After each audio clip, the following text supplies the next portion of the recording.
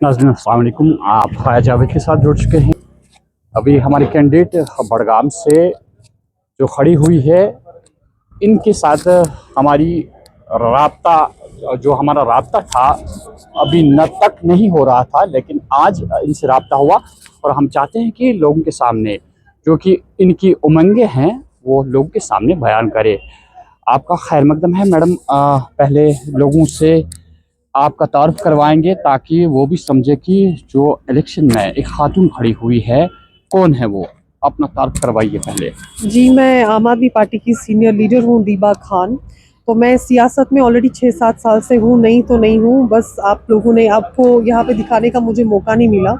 तो इस बार मौका मिला, मैं मैदान में खड़ी हूँ, यहाँ के लोगों से मिली हूँ, बहुत प्यार पाया भी है और इंशाल्लाह आगे भी बहुत ऐसे ही हमें प्यार मिलता रहेगा। मैडम, एक बात है कि जब पार्टी की जानिब से कोई शख्स खड़ा हो जाता है, या तो उसके हौसले जो है काफ़ी बुलंद होते हैं, लेकिन महराज मलिक जब उन्हें गिरफ्तार कर दिया गया, क्या आपके हौसले उसी तरह बुलंद है जिस तरह पहले थे? नहीं, बिल्कुल वैसे ही बुलंद है। अगर हौसले बुलंद नहीं होते तो शायद मैदान में होते ना, क्योंकि कहीं ना कहीं पता था जो पुरानी हमारी पार्टीज हैं उन्होंने अपना यहाँ पे एक वो जमा के रखा हुआ था। पर हमें जो यकीन था वो अपने काम पे, अपनी ईमानदारी पे था। तो वो हमारा हौसला बहुत, हम किसी से भी मुकाबला कर सकते हैं, इसीलिए हम मैदान में आए भी हैं। हौसला बुलंद है। आम आदमी पार्टी ने जिस तरह के काम किए, दिल्ली आपके मद्देनज़र है, आपने देखा कि वहाँ भी क्या हुआ, जिस तरह के वहाँ पे हालात हुए, जो हेड करते हैं आपकी अपनी पार्टी के, तो आम आदमी पार्टी के, तो उनके साथ भी ऐसा ही कुछ हुआ। और अब महराज मलिक, कहीं आपको ऐसा डर तो नहीं लगता है कि कल को अगर मैं भी मुंतखब होंगी, क्योंकि आपके हौसले चूँकि बुलंद है, आप भी उसी तरह का रवैया दिखाएंगी लोगों के ताई कि लोगों के काम जब नहीं होंगे तो नेचुरली इंसान रिएक्ट करता है, तो कहीं आप ये तो नहीं सोचती है कि आगे क्या होगा? नहीं, रिएक्शन तो होता है। अब अलग अलग तरह के लोग अलग अलग तरह से रिएक्शन देते हैं। रिएक्शन होना भी चाहिए अगर लोगों के काम ना हो, क्योंकि हम अगर मैदान में आते, कोई रिप्रेजेंटेटिव होता है, वो होती ही लोगों की आवाज़ है। तो मुझे नहीं लगता है वो कोई लीडर है अगर लोगों का काम नहीं कर रहा है, वो हाथ पे हाथ धरे चुप बैठा है। तो मैंने पहले भी कहा, अगर हमें लोगों की आवाज़ बनने के लिए जेल जाना पड़े, मैं भी उस चीज़ के लिए तैयार हूँ। तो हम इन चीज़ों से डरते नहीं हैं, चाहे दिल्ली में हुआ, यहाँ हुआ। झूठ कितनी भी तकलीफ हो अगर सच बोलने में, लेकिन आखिरकार सच ही जीतता है। झूठ फिर भी झूठ ही है, चाहे वो कितने भी अभी मजे ले झूठ बोल बोल के, वो मैटर नहीं करता है। सच्चाई की ही आखिरकार जीत होती है। आपने देखा कि नेशनल कॉन्फ्रेंस ने कुछ वादे किए थे, ज़मीनी सतह पे वो वादे पूरे नहीं किए गए। जब मंशूर होता है किसी पार्टी का, मंशूर में बहुत सारी चीज़ें लिखी होती है, लेकिन ज़मीनी सतह पर फिर देखी नहीं जाती है।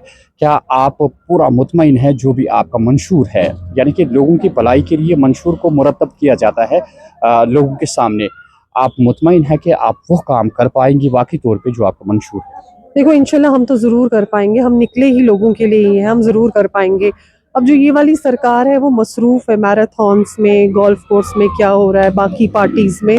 तो कहीं ना कहीं ये चीज़ें फिर रह जाती हैं, जो मैंने जो लोगों से वादे किए वो रह जाएंगे जब उन चीज़ों से फुर्सत ना मिली।